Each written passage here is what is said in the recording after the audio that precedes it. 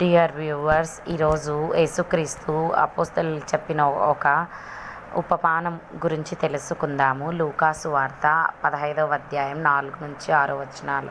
మీలో ఏ మనుష్యునికైనను 100 గొర్రెలు కలిగి ఉండగా వాటిలో ఒకటి తప్పిపోయిన ఎడల అతడు 99 అడవిలో విడిచిపెట్టి తప్పిపోయినది దొరకు వరకు దానిని వెదక వెళ్ళడా. అది దొరికినప్పుడు సంతోషంతో దానిని తన భుజముల మీద వేసుకొని ఇంటికి వచ్చి తన స్నేహితులను పొరుగువారిని పిలిచి, మీరు నాతో కూడా సంతోషించుడి, తప్పిపోయిన గొర్రె దొరికినదని వారితో చెప్పును కదా.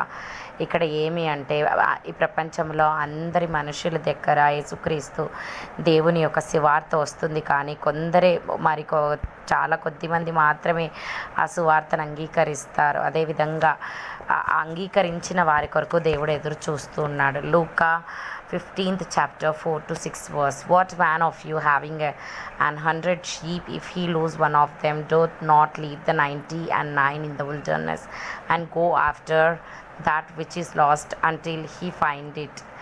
And when he found it, he layeth it on his shoulders rejoicing.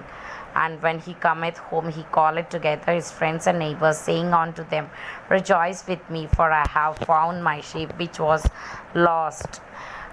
In this verse we observe the parable that Jesus has told to his disciples about in this world every man will get the gift salvation message, but very few people will accept it.